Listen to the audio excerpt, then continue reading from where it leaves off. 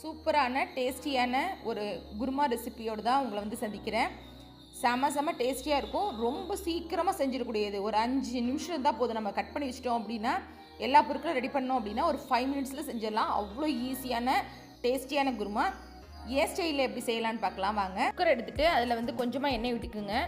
ஒரு பிரிஞ்சியில் தாளிச்சிட்டு அதில் வந்து நான் பொடி பண்ணி போட்டிருக்கேன். என்னென்ன அப்படின்னு பார்த்தீங்கன்னா, பெருஞ்சீரகம் வந்து 1 டீஸ்பூன், சின்ன துண்டு பட்டை, 2 கிராம்பு, அதுக்கப்புறம் கல்பாசி, இது எல்லாமே நான் பொடி பண்ணிவிட்டு அதில் சேர்த்துட்டு ஒரு வதக்கிட்டு, அதுக்கப்புறம் வந்து வெங்காயம் வந்து ஒரு 50 கிராம் இருக்கும். அது வந்து நான் கட் பண்ணி அதையும் நல்லா வதக்கிக்கிறேன்.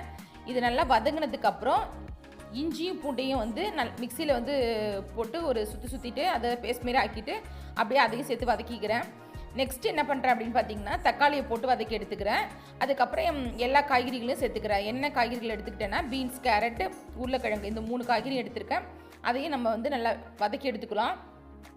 அதுக்கப்புறம் நீங்கள் வந்து கொத்தமல்லி, புதினா எதாக இருந்தாலும் அதில் சேர்த்துக்கலாம். அதை போட்டு நல்லா வதக்கிட்டு இதில் அரைக்க வேண்டிய பொருள் அப்படின்னு பார்த்தீங்கன்னா என்ன அப்படின்னா, தேங்காய், பொட்டுக்கடலை, அப்புறம் முந்திரி. நீங்கள் வந்து பொட்டுக்கடலை வேண்டாம் அப்படின்னா விட்டுடலாம். தேங்காயும் முந்திரி மட்டும் சேர்த்துக்கலாம். இன்னும் கூடுதல் அளவை வந்து அதிகரிக்கணும் அப்படின்னா கொஞ்சம் பொட்டுக்கடலை சேர்த்துக்கலாம். அதே போல் கசகசா உங்கள்கிட்ட இருந்தால் கசகசா சேர்த்துக்கலாம். நான் வெறும் தேங்காயும் முந்திரி மட்டும் தான் சேர்த்து அரைச்சதில் சேர்த்துருக்கேன். இந்த காய்கறிகள்லாம் சேர்த்து வதங்கினதுக்கு அப்புறம் நம்ம என்ன பண்ணுறோம் அப்படின்னா, கொத்தமல்லியும் புதினாவையும் சேர்த்துட்டு அதுக்கப்புறம் அரைத்து வச்ச தேங்காய், முந்திரி விழுதை வந்து இதோடு சேர்த்து வதக்கிக்கணும். இப்போ நான் என்ன பண்ணுறேன் அப்படின்னு பார்த்தீங்கன்னா, இதில் வந்து என்னென்ன பொடிகள் சேர்க்குறேன் அப்படின்னு பார்த்தீங்கன்னா, தனி மிளகாய் தூள், கொஞ்சமாக சாம்பார் பவுடராக தான் சேர்த்துருக்கேன். அதை போட்டு வதக்கிட்டு தான் நான் வந்து கருவேப்பிலை, கொத்தமல்லி சேர்க்குறேன். இப்போ வந்து இந்த பொடியில் நான் எதுக்கு வந்து கரம் மசாலா இதில் சேர்க்கல அப்படின்னு பார்த்தீங்கன்னா, ஆல்ரெடி நான் வந்து எல்லாத்தையும் பொடி பண்ணி ஃபஸ்ட்டே போட்டதுனால நான் சேர்க்கலை. அதனால் இந்த ஃப்ளேவர் வந்து மைல்டாக உங்களுக்கு நல்லாயிருக்கும் சாப்பிட்றதுக்கு உங்களுக்கு.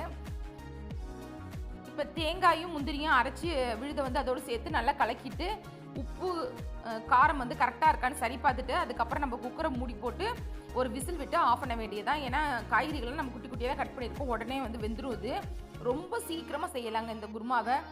நல்லா டேஸ்ட்டாகவும் இருக்கும் இந்த குருமா. இதில் நீங்கள் வெஜிடபிள் வந்து போடுறதுனால வெஜிடபிள் நிறைய சாப்பிட முடியும் உங்களுக்கு. நான் தேங்காய் வந்து ஒரு 1/4 மூடி அளவுக்கு சேர்த்துருக்கேன். முந்திரி வந்து ஒரு 2-3 முந்திரி சேர்த்துருக்கேன். சப்போஸ் உங்களுக்கு அந்த குவான்டிட்டி இன்க்ரீஸ் பண்ணணும் அப்படின்னா நீங்கள் பொட்டுக்கடலை, கசகசாலாம் சேர்த்துக்கலாம். குருமா வந்து நல்லா ரெடி ஆயிடுச்சு.